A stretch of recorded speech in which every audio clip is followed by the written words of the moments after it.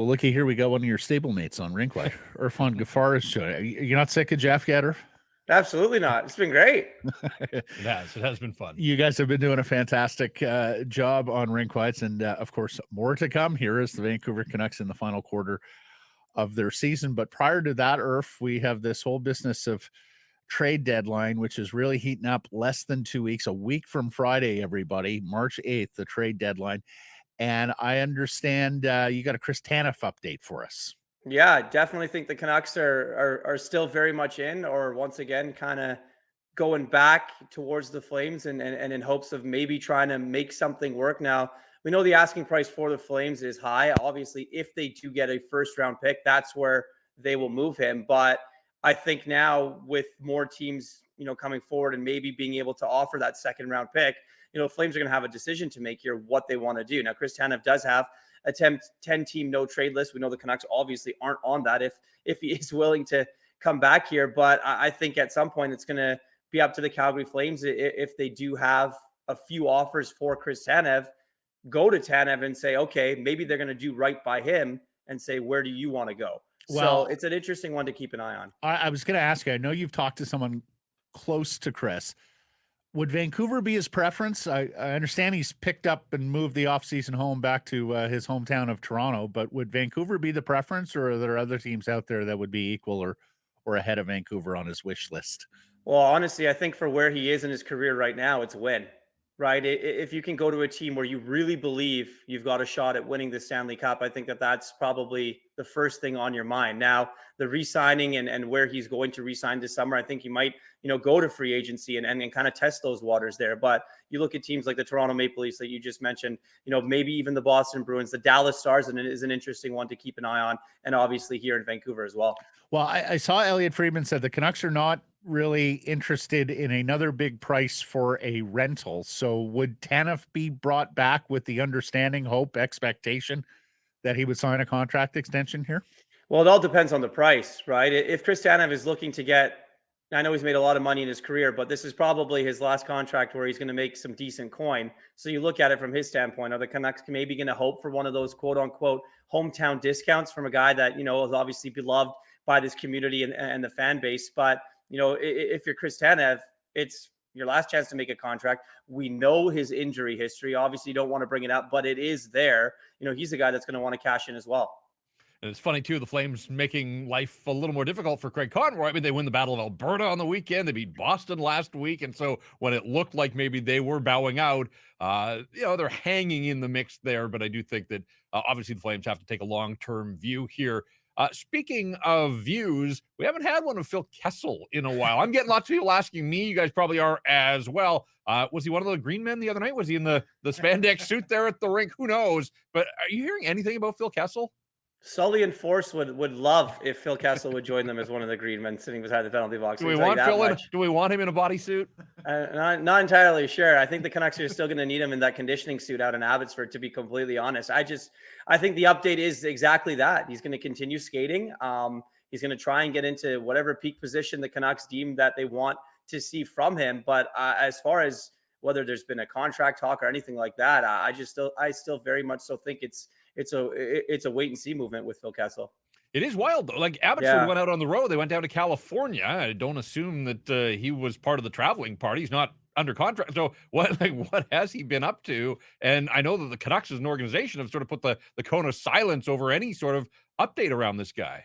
Yeah, no, for sure. And look, the March 8th deadline, right? He's got to sign by then in order to be eligible for playoff games. So there's another deadline that the Canucks are going to be looking at in regards to Phil Kessel. But he's still going to skate. I mean, is he going to come up here? I don't know. They're going to have to offer him a contract, obviously. So I just very much so think that it's still a very much wait and see movement to see what's happening there. Is he sort of plan B, Irf, if they can't land the forward they're hoping to land?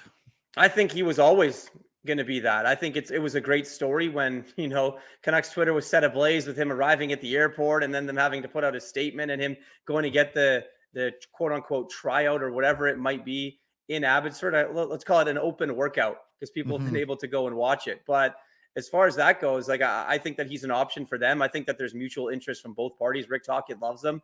The history with, Jim Rutherford and Patrick Alvin and Phil Kessel. So, if they're not going to go get the big forward that they want, or maybe in the defenseman that they want, but they want to add someone, that's probably your guy.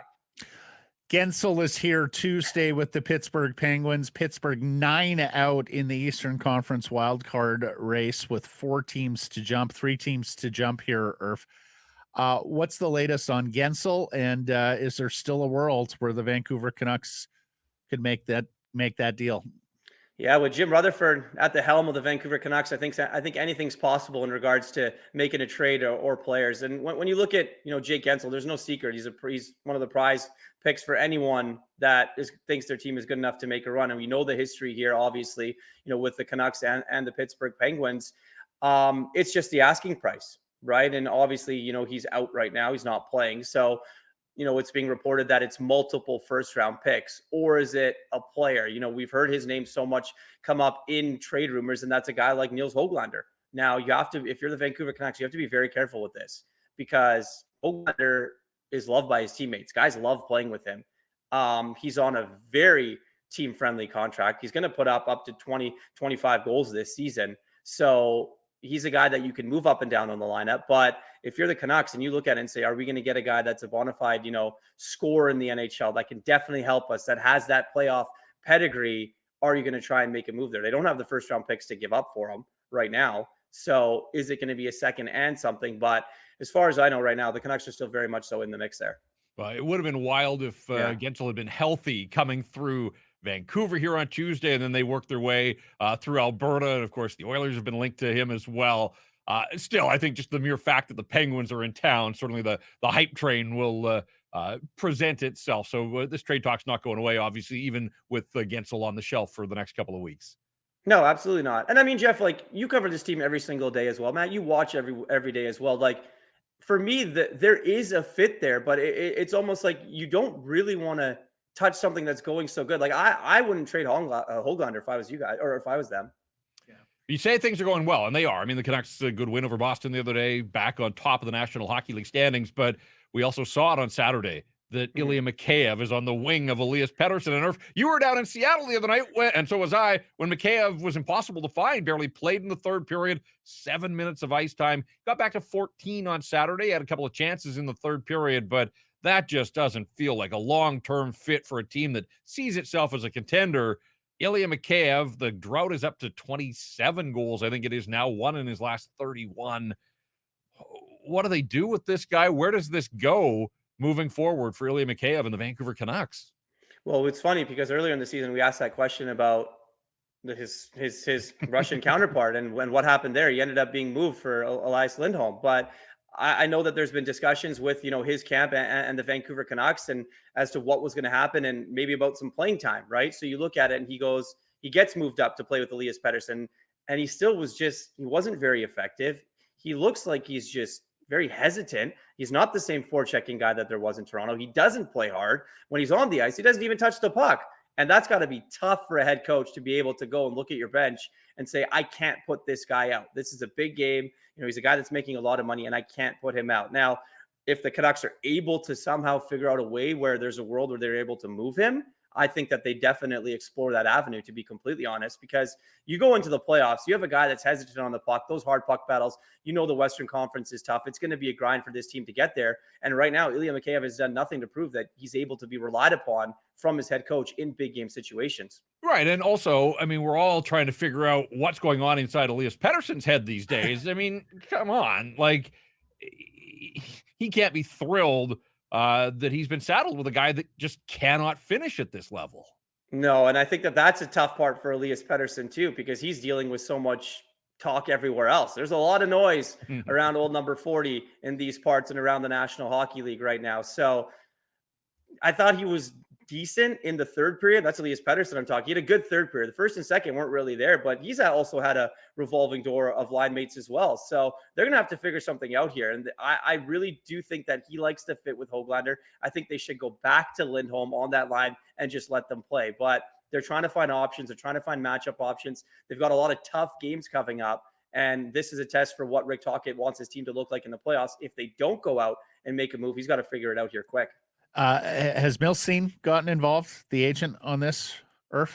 I think that there was a meeting between Milstein and Alvina. I think they did have a chat. I mean, look, I think that the way that he was playing with so much noise around Ilya Mikheyev and what was going on, I think that, there definitely was a talk. I mean, his ice time went up, obviously, against the Boston Bruins. So, that there's definitely something there. And whether that's Rick Tocchet saying, here, this is what we have, and this is what we're working with here. We're going to give him an opportunity to play with a really good player. And let's see if he can go out there and prove that, he can compete and play at this high level.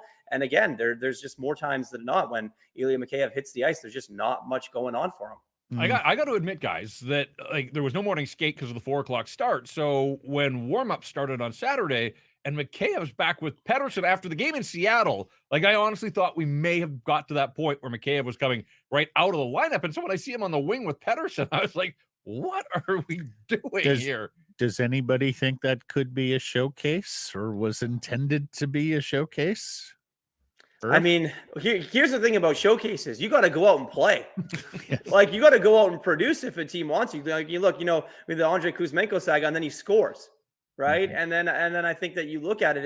If you're a guy that, is your name's been in the trade rumors, you're not playing well, you're going to go out and in the back of your mind, your agent's meeting with your general manager and your head coach and things like that. You're going to want to go out and show out and play well. But it's just, it's tough. It's just, hockey just looks very difficult for Mikheyev right now. Yeah, it does. It does. Good point. On Pettersson, and look, everybody around this scenario has acknowledged that it is a little unusual, irregular to have a restricted free agent who has that kind of money just awaiting his signature being unsigned at this point of the season. Now, for me, it's sort of the regular course of business if you're an opposing GM and you see this situation playing out, to make a call to Vancouver and say, hey, what's going on with Pettersson? My question is, do you think Pettersson is prepared for that? This whole next wave of discussion, narrative about him, and that teams are calling in on him, and the Vancouver Canucks continue to say, oh, we're still trying to sign him. Do you think that this has any kind of unsettling effect on Pettersson or the club? I think it's going to have an unsettling effect on both, to be completely honest. The one thing I will say is before the season started, Elias Pettersson and his camp remained the same, basically saying that we're not going to talk about it till the end of this season.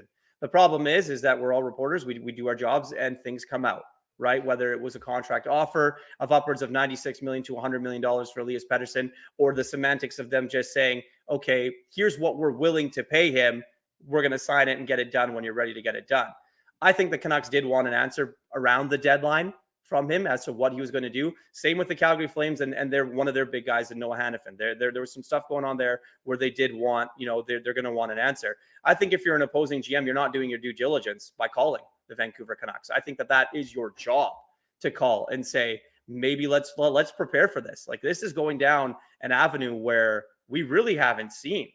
You look at the Matthew Tkachuk saga in Calgary and how things kind of worked out there. If it gets down to that point where there's going to be a decision made, Elias Pettersson might have some power, right? Because the opposing team that's going to want it, or he's going to go to it, if there is a team, he's going to want to be able to re-sign there. So that's another thing that the Canucks are going to have to look at. I think their focus right now is let's try and sign him. If it doesn't work now, let's try in the offseason. But for Elias Pettersson, I mean, Jeff, you know him pretty well from being in the room and things like that. He's just a different dude. He really is. He's to himself. He's very quiet. I think early on in his career, things affected him a little bit more than they do now. But this one, it's a story that won't go away. Well, and I think too, guys, for me at least, the fact that other GMs are calling, I'm absolutely, that's their job. They've got to stay on top of everything. But it's the fact that they're calling and asking, what exactly is going on out there in Vancouver? I do think that the nature of these calls maybe is a little different than, hey, is your star player available? It's what's going on with your star player?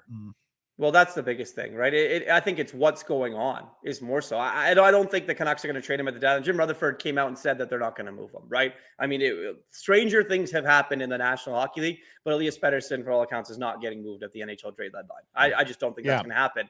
It's preparing for life after the playoffs and into the summer. And if you're an NHL GM, you have to make that phone call. Well, a couple of things here. Number one, you're right, Irf. He's got a ton of leverage if it gets to the point of the season being over, not wanting to sign an extension here, and a trade being the course of action, because, of course, whomever is acquiring him doesn't want to be in the Vancouver Canucks boat and is going to want that extension. The other problem there is you pretty much need to get a first-line center back. Do you not? I mean, unless maybe you pivot to Lindholm and feel like Miller Lindholm down the middle is good enough, you would have a gaping organizational hole for a first line center. So it also limits the types of trade that you would make, unless you think you can make a volume trade, get back a whole bunch of assets, maybe draft that next first line center. But is that a fair read on where this would go, Irf? Absolutely. I mean, you just look at the ages of Miller, and what Lindholm is probably going to sign a lengthy extension somewhere, whether it's going to be in Vancouver and they pivot to him, or he goes out in free agency. That number is going to start at $8 million. So are the Canucks really willing to be able to pay two guys that are going to be well into their 30s, halfway through their deals, $8 million a piece, when this league is getting younger and things like that. Lindholm's a great PK guy. He's scored at this level. We do know that. The power play's been a little bit awkward. He kind of just skates around, really doesn't do much because they don't get him the puck. But other than that, they're going to have to figure that out. So I definitely do think that would be their need. So if you go around just by that, going around and looking at teams that might be able to have the cap space and might look at being able to trade their number one center, it's got to be a mammoth move here in the National Hockey League. Yeah, great stuff, Irf. Thank you for the time here today. We'll look for you with Jeff on Rinkwide, and we'll catch up next week. Thanks, all right, gentlemen. Thank you very much. Hey, everybody. If you're enjoying what you're seeing here, then follow along with Sekeres and Price on YouTube. I promise more content coming. The kids call it subscribe on YouTube. Well, how about liking it? Do that as well. Smash it right now.